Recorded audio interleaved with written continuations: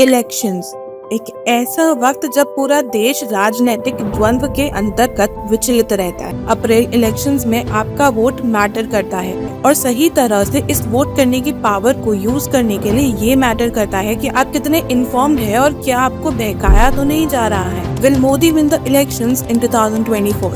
Has BJP and NDA worked enough? Is Modi a dictator? इस series में ऐसे तमाम सवालों के आंसर्स आपको मिल जाएंगे, वो भी backed with facts.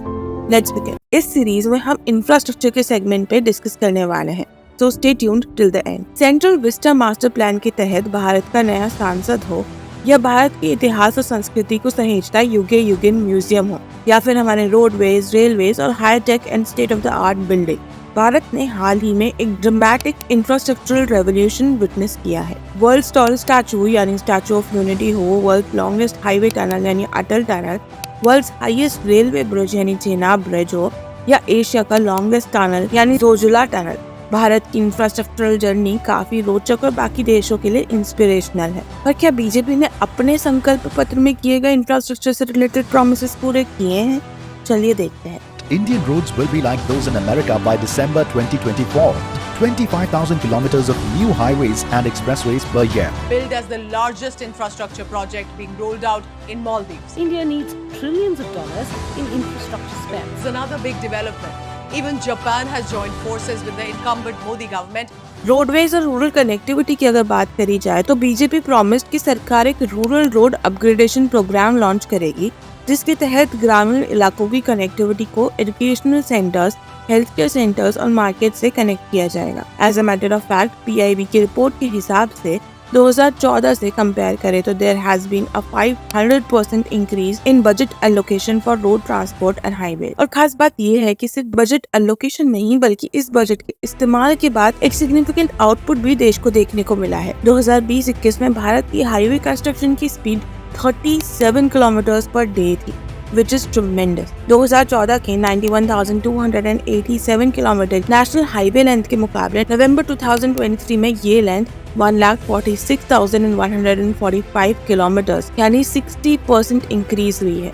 प्रधानमंत्री ग्रामीण सड़क योजना के तहत 3.74 लाख किलोमीटर लेंथ में रूरल रोड्स का कंस्ट्रक्शन भी हुआ है, जिससे ग्रामीण क्षेत्रों में उत्तम विकास देखने को मिला है। इसके अलावा भारतमाला परियोजना के तहत भी गुड्स और पीपल के मूवमेंट को फैसिलिटेट करते हुए 15,549 किलोमीटर का रोड इंफ्रास्ट्रक्चर कंस्ट्रक्ट किया जा चुका है। हालांकि ये भारतमाला प्लान के फेज 1 के 34,800 किलोमीटर की 50% से भी कम वैल्यू है, यानी promise made but not fulfilled completely. Similarly जहाँ नेशनल हाईवेज पर एक अच्छी प्रोग्रेस है, मैनिफेस्टो के अकॉर्डिंग जो नेशनल हाईवेज की लेंथ को 2019 के मुकाबले डबल करने की बात करी गई थी, वो वादा भी पूरा नहीं हुआ है। हालांकि यहाँ पे अगेन कोविड पैंडेमिक का एक मेजर फैक्टर कंसिडरेशन में लिया जा सकता है। इसके अलावा सरकार ने भारत को ई मोबिलिटी के सेक्टर में ग्लोबल लीडर बनाने की बात कही थी, जिसके लिए भी सरकार ने काफी इनिशिएटिव्स लिए हैं। इसमें national electric mobility mission plan और प्रोडक्शन लिंक्ड इंसेंटिव स्कीम्स शामिल है।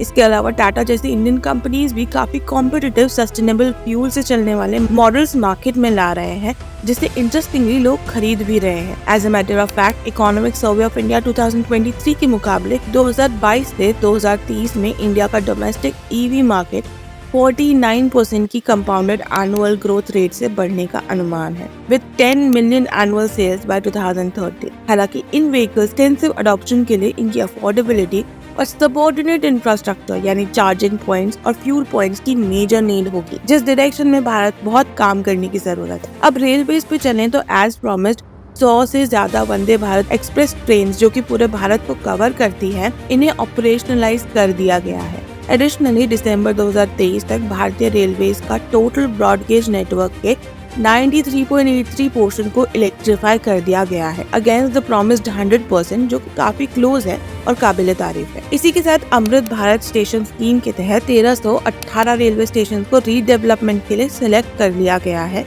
और इस दिशा में कार्य काफी तेजी से प्रगति पर है। एज प्रॉमिस्ड, रेलटेल का पब्लिक वाईफाई भी भारत के तकरीबन सारे मेजर रेलवे स्टेशन पे प्रोवाइडेड है आज की तारीख में। इसके साथ ही जैसे कि सरकार ने वादा किया था, रेलवे का ईस्टर्न डेडिकेटेड फ्रेट कॉरिडोर भी अब कंप्लीट है और मार्च में ही ऑपरेशनलाइज हो गया है।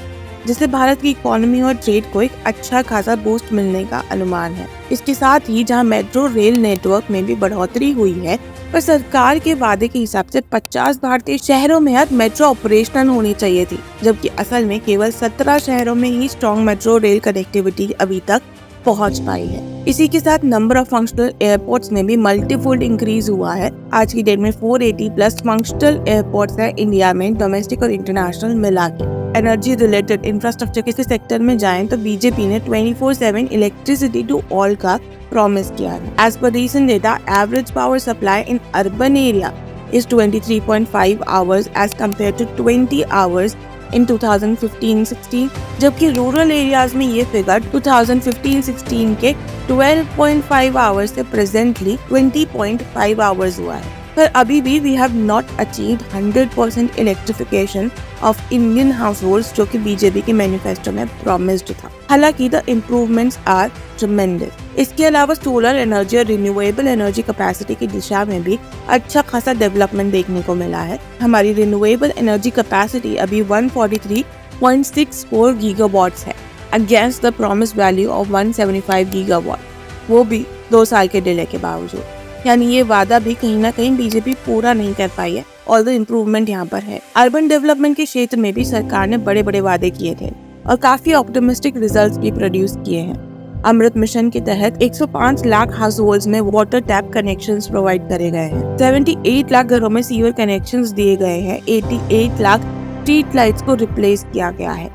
इस स्कीम से 84.6 लाख टन का कार्बन फुटप्रिंट रिड्यूस हुआ है। जल जीवन मिशन के अंतर्गत भी 10 करोड़ हाउस होल्ड में safe and clean drinking water उपलब्ध कराया गया है और अब तक 125 डिस्ट्रिक्ट और 1,61,074 विलेजेस में ये स्कीम सक्सेसफुल हो गई है। पर यहीं पे स्मार्ट सिटी मिशन, जिसके अंदर 100 भारतीय सिटीज का डेवलपमेंट प्लान था, उसमें से केवल 57 सिटीज में 80 to 100% प्रोजेक्ट इस स्कीम के अंदर कंप्लीट हुए हैं और 14 सिटीज में तो सैंक्शन प्रोजेक्ट्स के 50% या उससे भी कम कंप्लीट हो पाए हैं। गौरतलब है कि इन 100 सिटीज में से सिर्फ मदुरई ही एक ऐसी सिटी है जिसमें एक्चुअली 100% प्रोजेक्ट इस स्कीम के अंडर जो सैंक्शन थे वो पूरे हुए हैं। इसके अलावा डिजिटल इंफ्रास्ट्रक्चर के क्षेत्र में भी सरकार ने वादा किया था कि देश की हर ग्राम पंचायत को 2022 तक हाई स्पीड ऑप्टिकल फाइबर से कनेक्ट कर दिया जाएगा। इस दिशा में अब तक भारत नेट परियोजना के तहत 2,11,335 ग्राम पंचायतों को जोड़ा गया है और 6,81,864 किलोमीटर OFC बिछाई जा चुकी है। इसके अतिरिक्त 9,24,690 से ज्यादा फाइबर टू होम कनेक्शंस शुरू किए गए हैं और लास्ट मील कनेक्टिविटी सुनिश्चित करने के लिए 1,04,675 वाईफाई हॉटस्पॉट्स भी स्थापित किए गए हैं। प्रयासों के चलते आज की तारीख में भारत के तकरीबन हर रिमोट क्षेत्र में भी इंटरनेट नेटवर्क अवेलेबल है। इनफैक्ट आज भारत में 916 मिलियन ब्रॉडबैंड सब्सक्राइबर्स है, जो कि 2018 में 392 मिलियन थे। पर यहीं पे डिजिटल इलिटरेसी के चलते भारत में साइबर स्कैम, साइबर बुलिंग और फ्रॉड के इंसिडेंट्स भी इंक्रीजिंगली बढ़ रहे हैं और डिजिटल गैप के कारण सोशल इनइक्वालिटीज भी, जिसके अगेंस्ट सरकार ने ऑल्दो कदम उठाए हैं पर उनकी इफेक्टिवनेस को बढ़ाने की सख्त जरूरत है। यानी अगर ओवरऑल देखा जाए तो इंफ्रास्ट्रक्चर सेक्टर में एनडीए सरकार के एफर्ट विजिबल है। प्रोग्रेस हुई है हर उस डायरेक्शन में जिसमें वादा किया गया था, पर कहीं ना कहीं जो बड़े बड़े फिगर्स प्रॉमिस थे उनको अचीव नहीं किया गया है। आने वाले वीडियोस में हम ऐसे ही मैनिफेस्टो के बाकी के सेगमेंट्स को भी डिस्कस करेंगे। So stay tune to find out कि क्या सच में अब की बार मोदी सरकार। अगर आपको ये वीडियो पसंद आई हो तो do subscribe to the channel and like the video, share the video and your feedback in the comment section. Thanks for watching. जय हिंद।